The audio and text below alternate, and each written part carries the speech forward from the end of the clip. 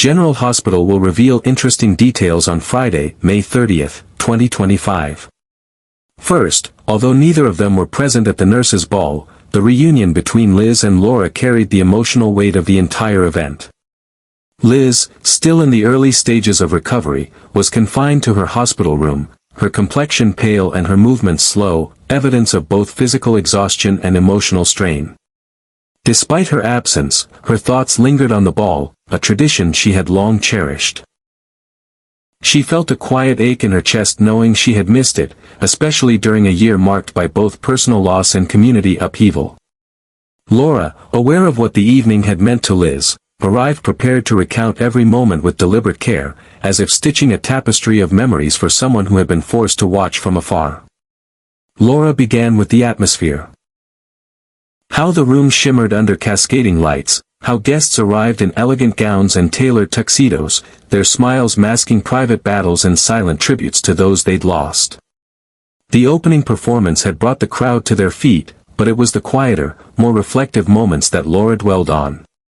She described the tribute montage, a moving collection of photographs and memories projected on a screen, accompanied by live music that reduced the audience to tears.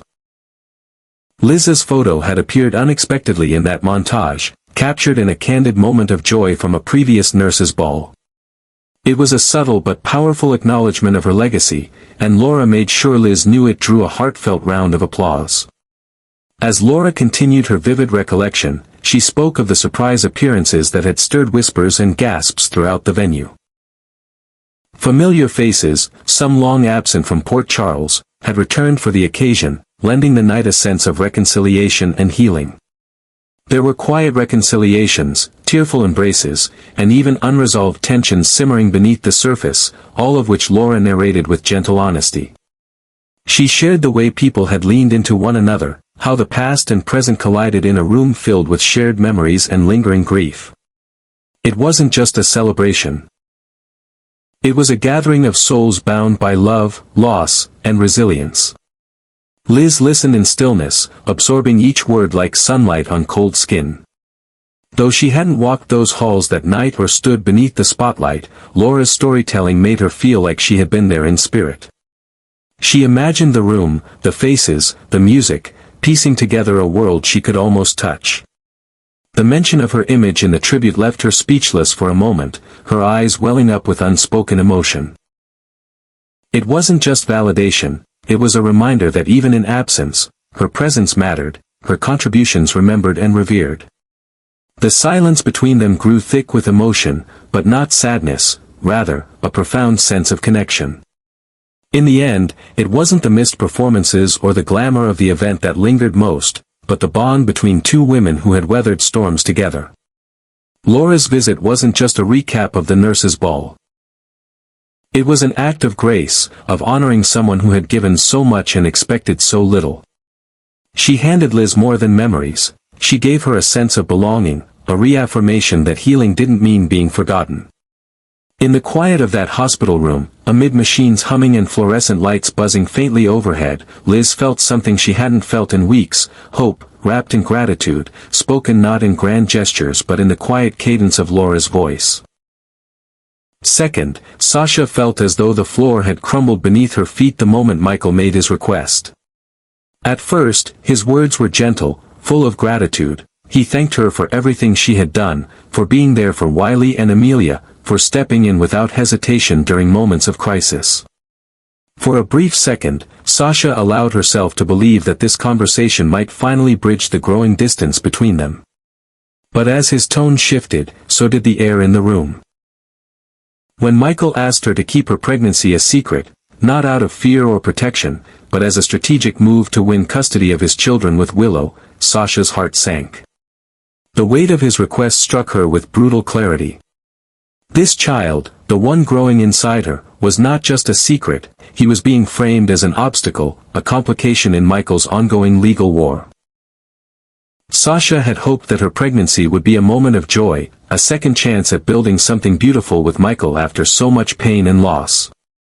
Instead, she now found herself being asked to erase it from the narrative, to deny its existence so Michael could present a cleaner image of himself to the court. She was devastated, not just because of the ask, but because of what it revealed about her place in his life. Michael's request pierced deeper than any past betrayal. This wasn't just about custody, it was about erasing a future Sasha had barely allowed herself to dream of. She had sacrificed her own needs and emotional well-being for Wiley and Amelia, treating them with a mother's care even when she had no claim to them. Yet now, when it came to her own child, the man she had once loved was asking her to disappear into the shadows.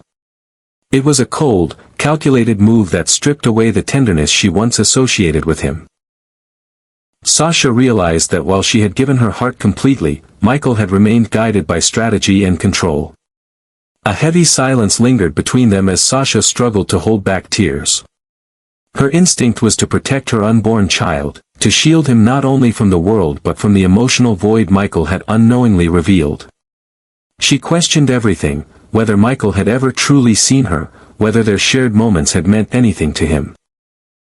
The realization that her presence, her pain, and her hope were all secondary to his legal ambitions left her feeling hollow. Her love had been genuine, her devotion unwavering, but now it felt like all of it had been taken for granted. In that painful moment, Sasha understood that her journey moving forward would be one of difficult decisions. She would have to choose whether to stay silent to help Michael win a battle she no longer believed in, or to speak her truth and stand up for the life growing inside her. Either choice carried heartbreak, but only one allowed her to reclaim the dignity that had slowly been eroded. As Michael turned away, believing he had her agreement through her stunned silence, Sasha sat frozen, overwhelmed not by anger, but by grief. The grief of watching a dream she didn't even know she still had been shattered before her eyes.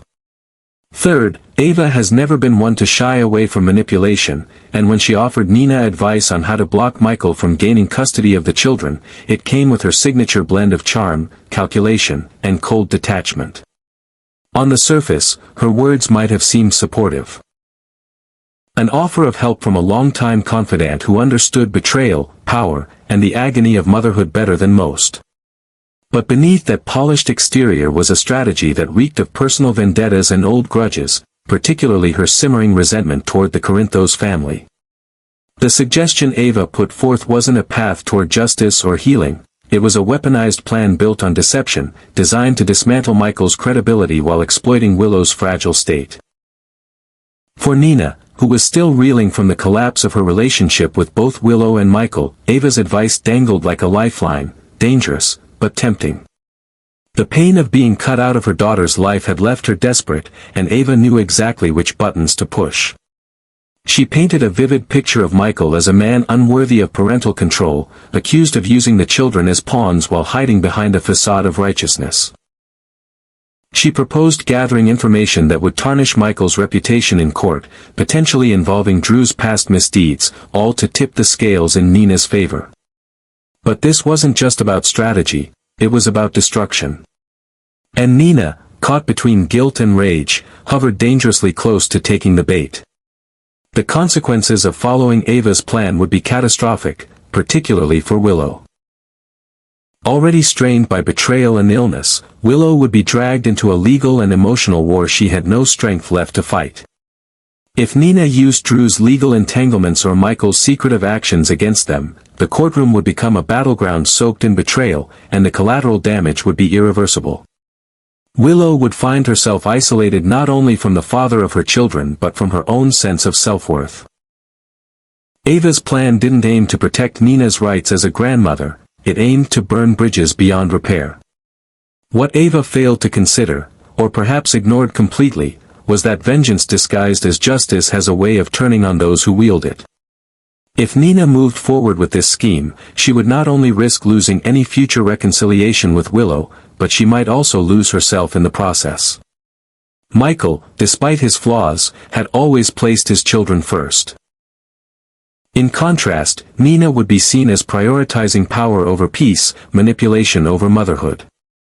And worse still, aligning with Ava in such a ruthless plan would validate every fear and accusation Willow had ever harbored about her biological mother.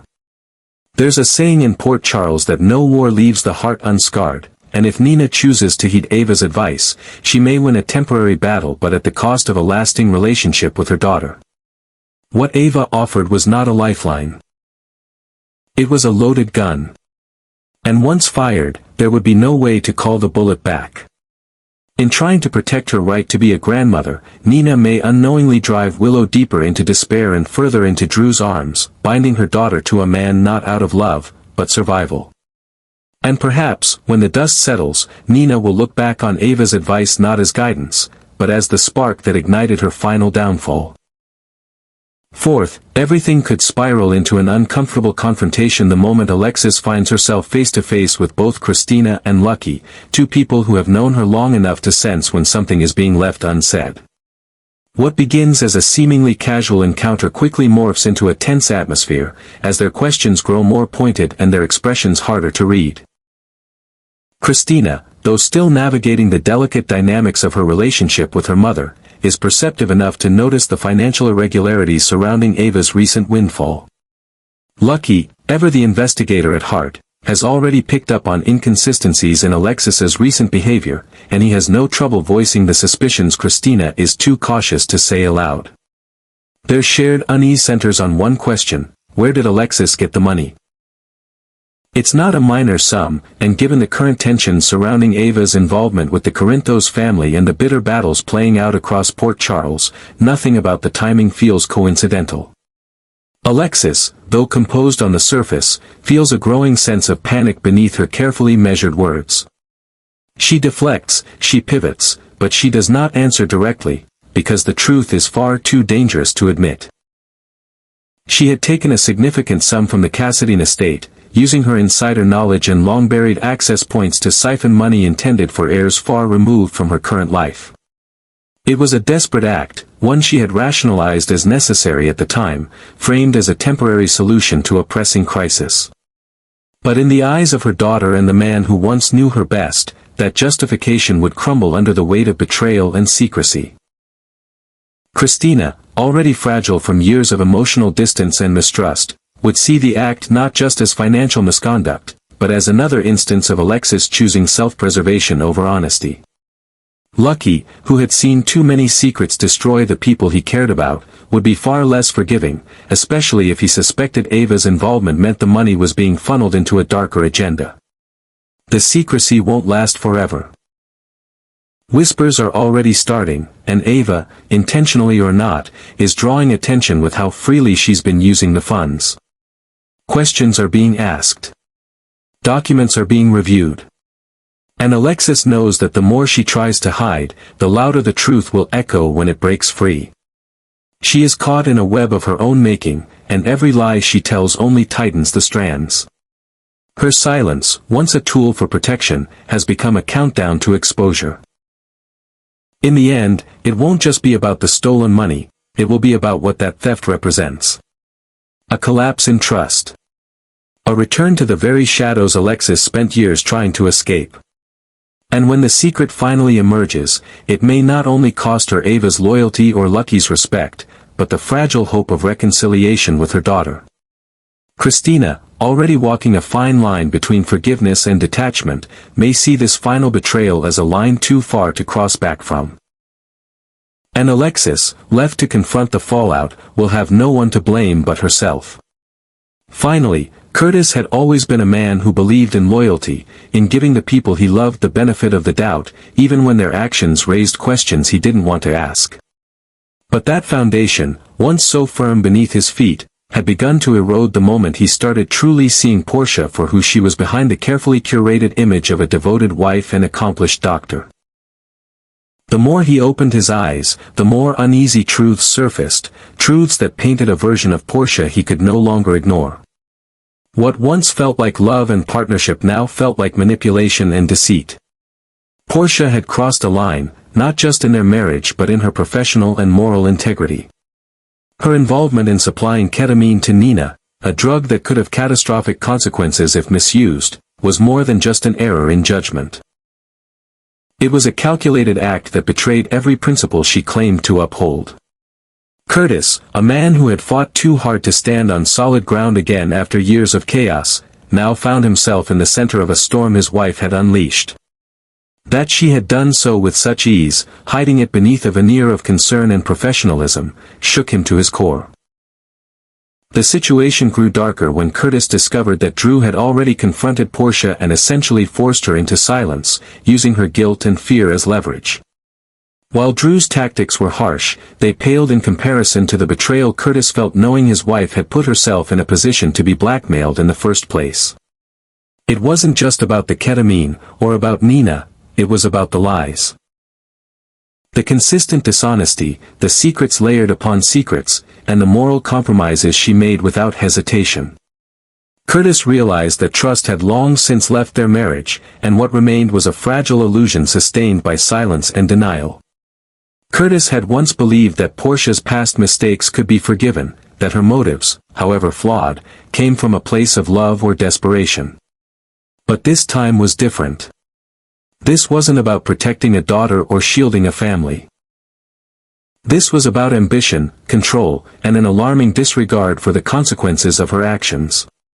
He had tried to be patient, to look beyond the mistakes and salvage what they had, but now he saw clearly, the woman he married was not the woman he thought she was. And no amount of rationalization could undo the damage she had caused. If the truth about the ketamine or Drew's coercion ever became public, it would not only end Portia's career, it would end their marriage. Curtis knew that even if he kept the secret for now, the trust between them was broken beyond repair. He could no longer share a life with someone whose choices made him question his own values. In the quiet moments when he looked at her, he no longer saw the woman he fell in love with, he saw a stranger capable of endangering others for reasons she refused to explain. And when the final reckoning came, Curtis would walk away. Not out of anger, but because he finally understood that love without truth is nothing but a beautiful lie.